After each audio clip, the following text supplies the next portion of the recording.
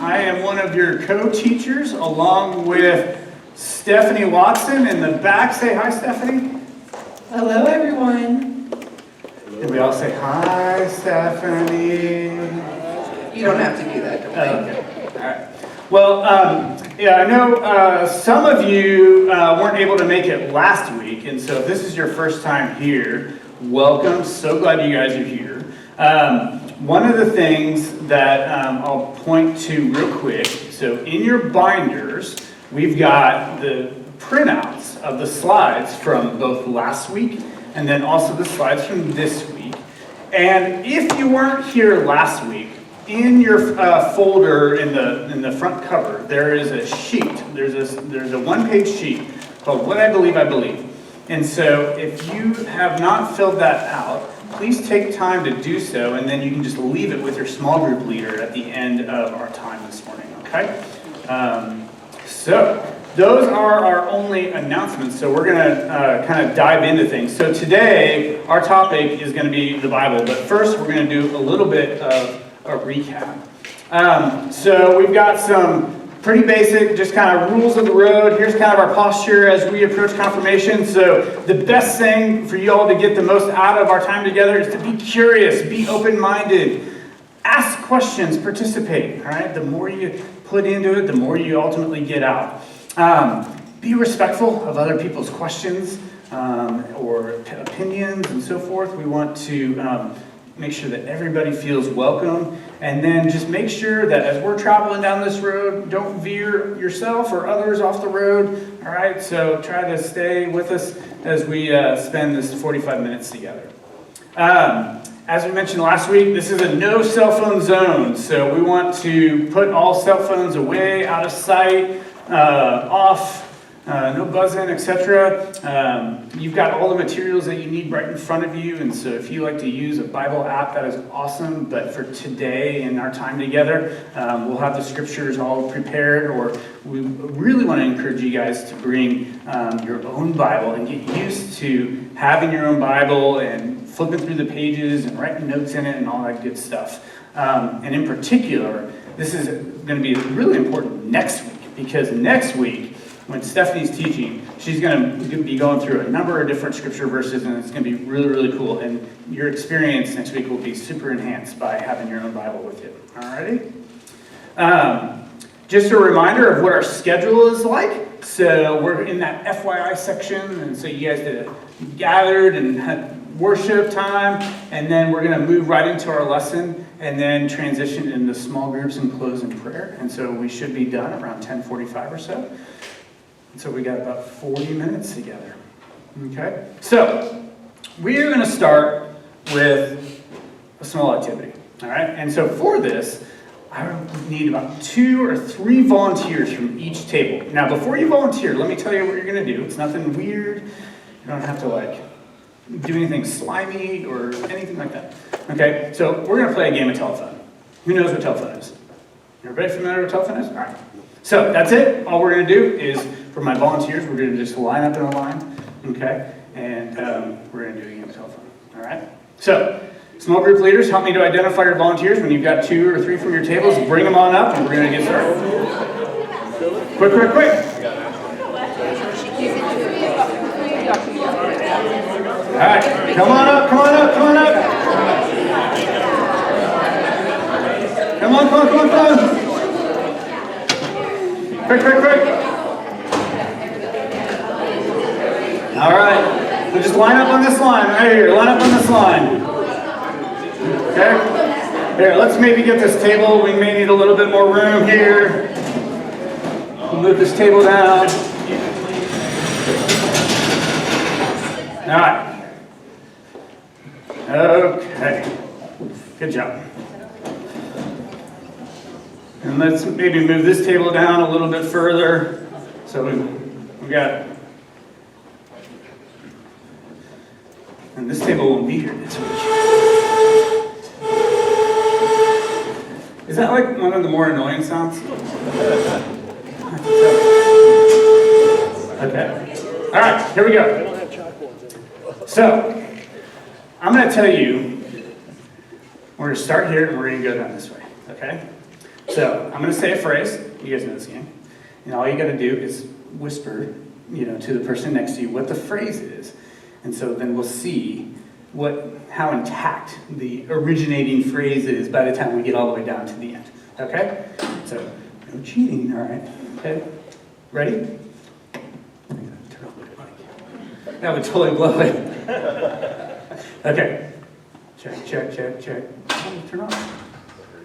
Turn off. Check. Now you're Good. There you go. All right.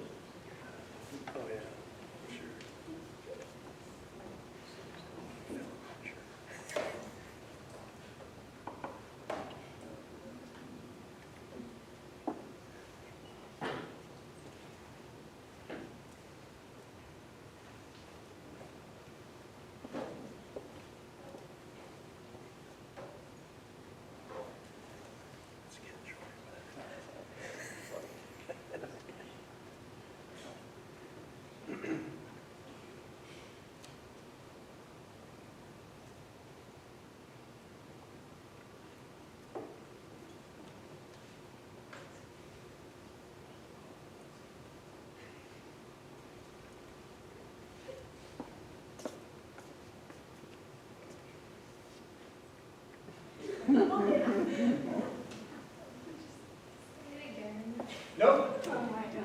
Okay. Here, tell you what. Just say it out loud. What do you got? I got none. You got nothing? Literally, Anita. Where? What did you whisper? You can say. I like your 5-something TV? All right, good job. All right. Good job. Everybody, give them a hand.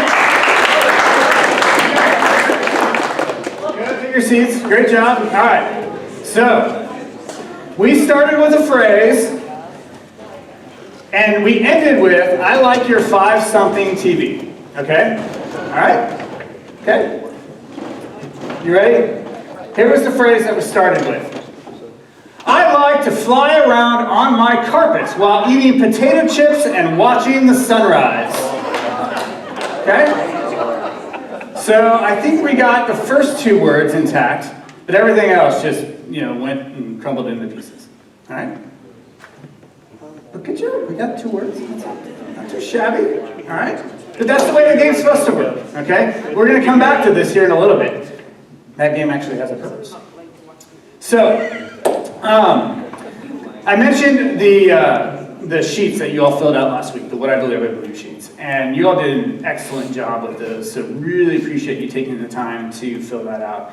And one of the best questions, and especially your answers that we really loved, was the question around, if I could ask God any question, what would it be? And we got a whole list of questions that we actually hope that over the course of our time together, we're going to be able to address and answer for you all to the best of our abilities. All right? And so there's one question that was on there that I thought was fantastic. It made me giggle and it made me curious. And so I wanted to dive into this, okay? So here's the question that we're going to look into today. Why are mosquitoes a thing? That was one of the questions. I'm asking God, why are mosquitoes a thing? I personally, if you're like me and you're standing outside, and my ankles are like mosquito attractants. I don't know what the deal is. And so I love this question because I personally think that we could do without mosquitoes. I would be just fine if I never saw another mosquito around. But what would the implication of that be if we had no mosquitoes on the entire earth? Well, I looked into this a little bit and found out some interesting things about mosquitoes. So first of all, there are 3,500 mosquito species all around the world, and only about 100 of those are actually attracted to humans, that are the biting kind. Okay? So, first of all, mosquitoes are actually an important food source for birds and aquatic life. all right? And I read that if we had no mosquitoes, there's the potential that 50% of the bird population would be gone. 50% of the mosquitoes. Additionally, something that's super important is mosquitoes are pollinators, all right? Okay, you guys are taking science, right? So you all know what pollination is and you know, the transition of seeds from flowers and so forth. So mosquitoes are pollinators. They fertilize plants and allow them to grow. So one thing that I thought was particularly crazy about mosquitoes is that there's actually a variant of a mosquito, kind of a cousin of a mosquito, that is particularly important to fertilizing cacao plants, all right? And it is this biting midge. And the way that God designed this particular biting midge allows them to get into this very narrow channel of a cacao plant to be able to get the pollen and be able to fertilize it, okay? So here's the punchline. Who likes chocolate? Anybody like chocolate? Okay, without mosquitoes, our chocolate population can be completely wiped out. So there you go. Why are mosquitoes a thing? Because God said, I want to bless you with chocolate. I want to bless you with the birds of the air, all right? So it's funny how all these things kind of tie together. And so God is, you know, as we will see over and over and over and over and over again, way smarter than us, okay? So thank you for the question, whoever brought that one. That was a really good one. And I look forward to continuing to share more of your questions over the course of the semester. All right, so a little review of something that we talked about last time and just kind of introducing you all to why we're here in the first place. What is confirmation? And so we talked about how, first and foremost, it is a shared experience. This is something that we're doing together. And so we talked last time about how important and how much more fun it is to do stuff together. Pretty much everybody agreed in here that if you had the choice of going to, you know, a concert or a Super Bowl or the AFC Championship game in Kansas City, where my Kansas City Chiefs are playing the Cincinnati Bengals, and I'm a nervous wreck for, and so my blood pressure over the course of the day is going to be going up, that sort of thing. I would really like to go to that with somebody else that I can experience it with, to either cheer with or at least have a shoulder to cry on should the Kansas City Chiefs lose. We all agreed that it's much more fun to share these types of experiences together. So that's why we do that, first of all. Also, we went into some scripture last week about how God encourages us to do things together, and how as iron sharpens iron, so one man sharpens another, and so many ways in which community is a core facet and core tenet of how we do life together in faith and how we grow in our faith. So this is a shared experience. And so within this shared experience, our goal is to study, to serve, to worship, and to engage in community, all designed to equip you with the foundational tools of your lifelong journey of faith, okay? And so hopefully through this experience over time, you all will transition to this no longer being, I'm a Christian because my parents are Christians, or that's just kind of what we do, or why do you go to church? Well, it's just kind of like our rhythm, and we go to church on Sunday because my parents said so. This is the time where you guys are mature enough and developed enough to be able to ask those questions for yourself. What do I really believe for me? Why? Okay? Is it just because, like, you know, the story about Noah's Ark or David and Goliath, or pick any sort of Bible story that you learn, you know, growing up. But how does this all tie together? And how do I really believe what I believe? Okay? And so this is that starting point to go on this journey for the rest of your life. All right. So these are the slew of topics that we're going to be getting into over the course of this semester. And so we are going to start by talking about the Bible, all right? This book, okay? I've got my Bible right here. I've had this particular Bible for about 25 years. It is I've got notes all over, I've got highlights, I've got dates, I've got all sorts of things. I've got, you know, notes from my kids in here. You know, I got this little, like, I love you, Daddy, from my daughter, you know, that, you know, when she wrote when she was like 5, and now she's 15. It's like, oh, I didn't do that. Anyway, this is like super important, super personal to me. I also have other Bibles. You guys might have a collection of Bibles in your house that maybe are particular family heirlooms. And so the one on the left here was my first Bible that I got when I first really kind of wanted to learn more about God and study God. And that particular Life Application Study Bible is super cool because it's got a bunch of notes and various things to help explain context for, what you're reading. And then the one right next to it is the same, basically a nicer version of the same one that my wife got me as our wedding present. And so she gave me that when we got married. The next one, and then the one on the farthest right, that looks like it's in a foreign language, that's because it is. It's in French, and I was a French major in college and so forth, so I thought, I think it'd be kind of cool to have the Bible in French. The thickest one, the Holy Bible Red Letter Edition, that actually was my grandparents' Bible, and that I treasure and that I received after my grandparents passed away. And then the one in the King James Version one is the Bible that was given to me when I was baptized when I was like 2 years old. And so these sort of Bibles, can have a lot of meaning from a familial, historical sense and a reflection of the journey that I've gone on in pursuing my faith journey. But what's actually in this book, and how did this book come to be? We know that Bibles are all over the place. We've learned a number of interesting things about the Bible. The Bible is the most best-selling book ever, okay? It's the number one bestseller of all time. It's also, oddly enough, the book that is stolen the most, all right? It's like, more people steal the Bible than any other book, so I suppose, that's maybe a good thing. They can, hopefully read it after they steal it.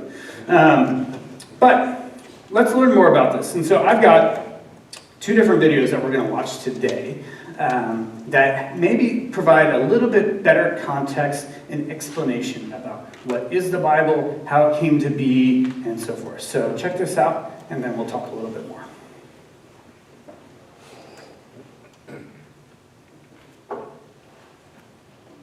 The Bible. It's one of the most influential books in human history. It explores the big questions of why we exist. It's inspired many people to do amazing things. And confused many others. And you've probably got one sitting around somewhere. So, what is the Bible actually? Well, the Bible is a small library of books that all emerged out of the history of the people of ancient Israel. And in one sense, they were just like any other ancient civilization. But among them were a long line of individuals called prophets. And they viewed Israel's story as anything but ordinary. They saw it as a central part of what God was doing for all humanity.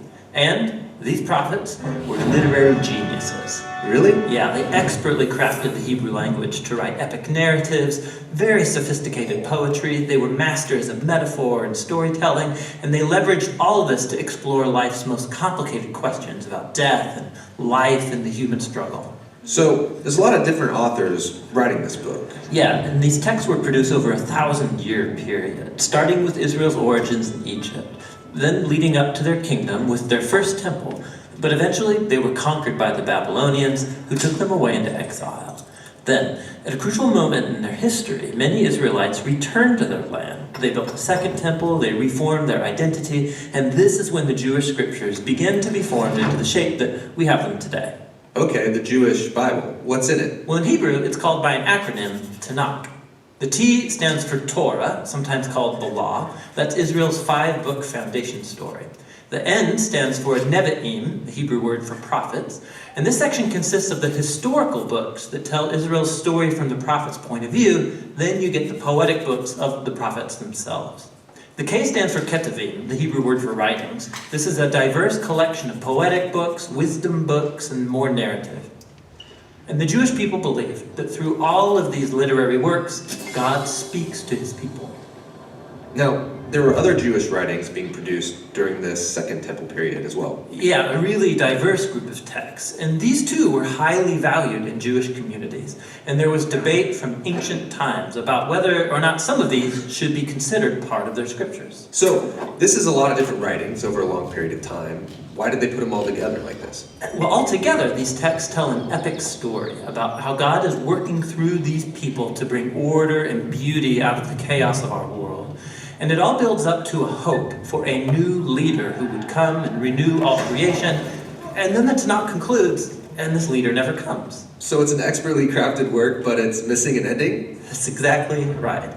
Now, a few centuries later, a Jewish prophet comes onto the scene named Jesus of Nazareth. He claimed he was carrying the Tanakh story forward. Yeah, so Jesus did a bunch of cool stuff, was killed, but his followers claimed he was alive from the dead. Yeah, they said that Jesus was that long-awaited leader who would restore the world. And so his earliest followers, called apostles, they composed new literary works about the story of Jesus. They called these Good News, or the Gospel. They formed an account called Acts about the spread of the Jesus movement outside of Israel. And then they circulated letters to different Jesus communities all around the ancient world. And they saw these writings as part of the scripture. Yeah, the apostles wrote all of this as the fulfillment of that epic story found in the Tanakh. And they were continuing the literary genius of the Jewish tradition. They also believed that God was speaking to his people through these texts alongside the scriptures of Israel. So that's the Old and New Testament. But what did the early Christians think of the other Second Temple literature? Well, different groups had different views about some of these books, but we know they read them and valued these texts because they passed them along with the Jewish scriptures. Okay, so we've got the Tanakh, the Jewish scriptures. We got these other Second Temple period works. Then the writing of the apostles about Jesus. And that's a lot of literature, so what's in my Bible? So the Christian movement has taken different forms over 2,000 years, and from the beginning, all Christians recognized the Tanakh and the New Testament as scripture. And for centuries, much of the Second Temple literature was read as part of the biblical tradition. The Catholic Church eventually made it official and called some of the books from this collection the Deuterocanonical books.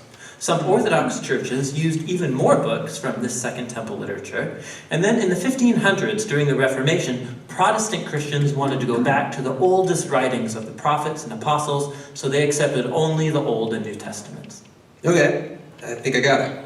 But how does a collection of books produced over 1,000 years by all these different authors tell one unified story? Yeah, that's the question we'll address in our next video.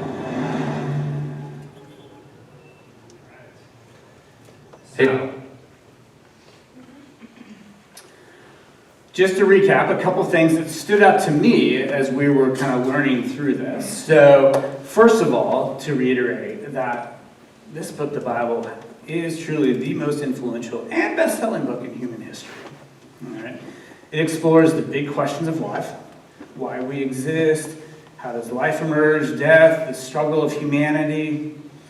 And within it is basically, you've got a small library of a whole bunch of books. It tells the story of the history of the people of Israel, and written by prophets who were a main participant in telling the story of what God was doing throughout all of humanity. And then, at the end of the day, this was a book, the scriptures were written over a 1,500-year period by lots and lots of authors. In addition, we learn that the Bible is divided into basically two big sections. You got the Old Testament and then the New Testament. But then the Old Testament, the thing that's fascinating is how the ending of the Old Testament is basically missing. And there, as we'll learn and see over the course of the semester, there's so many references within the Old Testament that actually point to Jesus. But yet, we don't actually hear the story of Jesus in the Old Testament. We have to wait till the New Testament for those stories to emerge.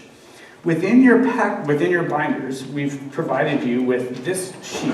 And this is just kind of a helpful reference sheet for you guys to see how the Bible is divided into both the Old Testament of 39 different books, the New Testament of 27 different books, and then the specific books within it and kind of how they're categorized. And so that's just a reference that you can use as you dive into the Bible.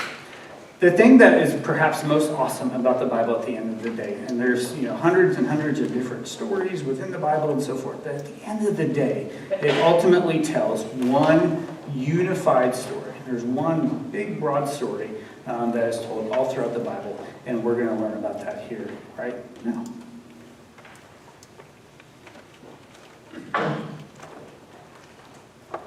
The Bible's an important book, but it's really long.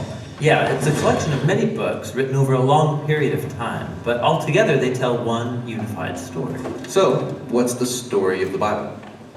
Well, it begins by introducing us to a beautiful mind, the author of all reality, a being called God. And he has the power to take the dark chaos of the uncreated world and bring about order and beauty and a garden full of life. And to crown this accomplishment, God appoints these creatures called humanity, or in Hebrew, Adam, and they're made as God's image. which means that they're commissioned to rule this beautiful world on God's behalf by harnessing all of its potential and creating even more beauty and order. This is a story about humans using their power to do meaningful, life-giving work.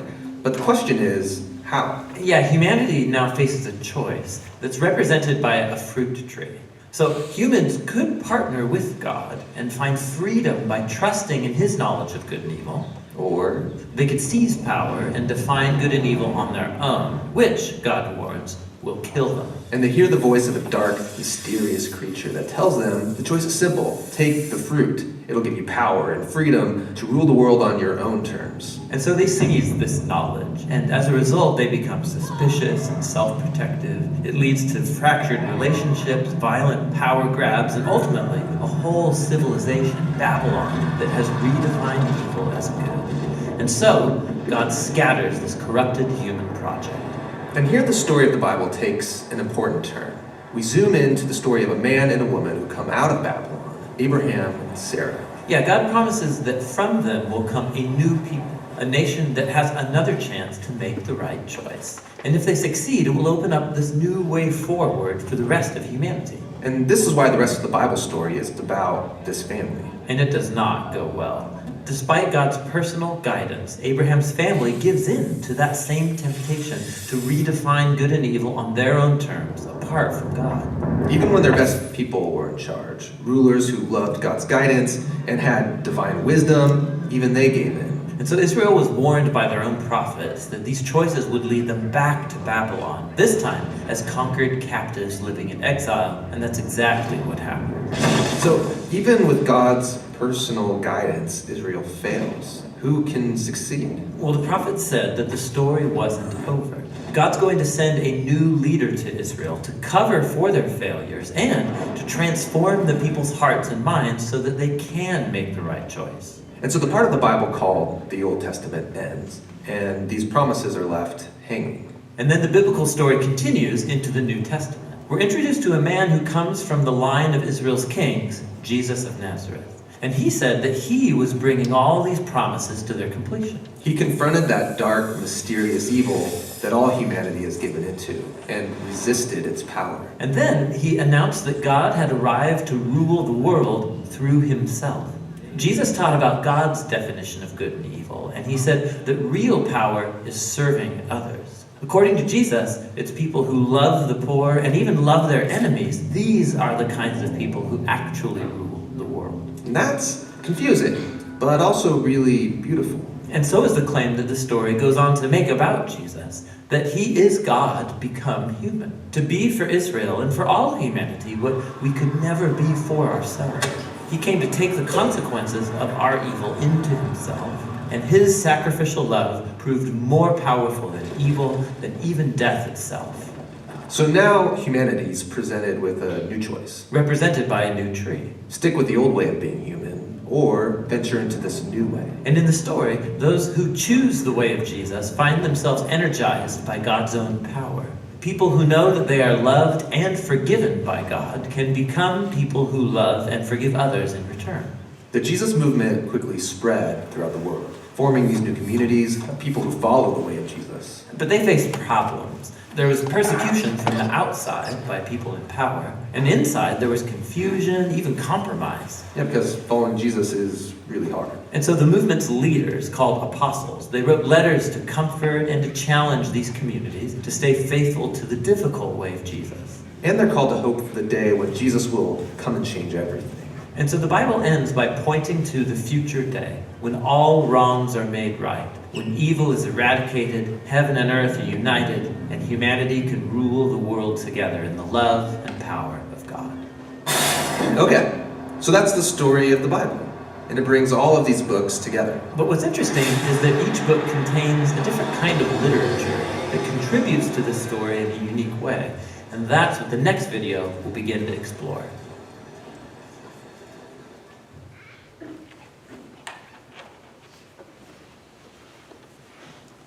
All right, so a couple takeaways from that. So first of all, we know that the Bible is really long. And depending upon how many additional commentaries or how big your font is or whatever, your Bible can be thousands of pages long. But all of these books that are contained within here tell this overarching unified story. And so, we're introduced to the reality of God and how he brings and creates order and beauty and life and creates humanity and how we are all created in God's image and commissioned to rule the world.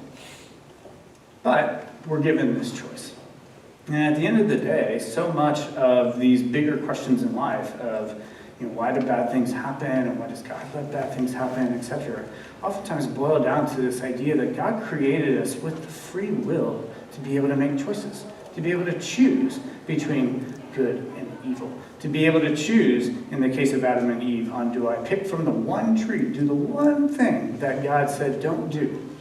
And yet, we're given that freedom of choice because God didn't make us all to be robots. He didn't make us all just automatically do the right thing. Because just in the same way as you and any relationship that you have within your life, anybody that you call a friend or a future spouse or whatever, you don't want to enter into those relationships out of compulsion or out of just because you're programmed to do that, but rather that it is an expression of your own free will and your desire to love another individual because you genuinely do. And in the same way, that's the sort of relationship that God created us for, is to have this genuine, loving relationship with him that isn't out of God forcing us one way or another, but rather out of desire because of the selfless love that he in turn gives to us. But as we know, humanity's choice to trust in God or to try to seize power and do things our own way, well, we know throughout human history that the choice is oftentimes, we're going to do our own selfish thing. We're going to go our own way. And the result of that is things go bad. Things go badly. And so, God kind of hit the reset button, right? You probably have heard the story of Noah's Ark and kind of starting over with humanity in a lot of respects. And so humanity tries again. And things go badly again. Right? Because we all are, have this thing called sin that we struggle with. And so we'll talk more about that. But yet, thank goodness, this new leader is sent to cover for all of humanity's failures, and that leader is Jesus. And so one of the things, and we're going to talk about this in your small groups a little bit, is something that's so radical in Jesus' teachings, is that real power doesn't come from conquering other people or making them do other things or accumulating a bunch of stuff or whatever. Rather, real power comes in the service of others that we extend rather than looking to be served. So we learn that Jesus is God who became human, to be humanity in a way that we're never capable of. Okay, he is the ultimate picture of perfection in a manner that we can never be, and he sacrificed himself on the cross, and that even proved more powerful than death itself. And Jesus conquered death. And so then at the end of the day, the video alluded to, the Bible points to this future day where just the humanity is restored and the earth is restored and heaven and earth are united in this just beauty that is almost indescribable, and where the humanity can rule the earth together in love and power, in the love and power of God. So a couple things that I wanted to speak to real quick is, well, how do we know that the Bible is for real? How do we know that we can trust in what's included within here? Well, at the end of the day, and there are so many excellent sort of scientific aspects to how the Bible came to be and how it continues to thrive that we can point to. But, at the end of the day, this is a journey of faith in which we believe that the Bible was written through these prophets of God, under the inspiration of God, a spokesperson for God, if you will. And one verse in 2 Timothy points to this in saying, all scripture is God-breathed and useful for teaching, rebuking, correcting, and training in righteousness, and so that the man of God may be thoroughly equipped for every good work. All scripture is God-breathed. All right, but how do we know the Bible's for real? All right. So just a couple of quick facts again. So the Bible is written over 1,500 years, between 1400 BC and 100 AD, 66 different books written by over 40 authors of different backgrounds and educational levels and occupations. And so another thing that we provided for you is this piece of paper in your binder that kind of has some interesting facts and figures, and we're not going to cover all of these, but check these out when you're at home.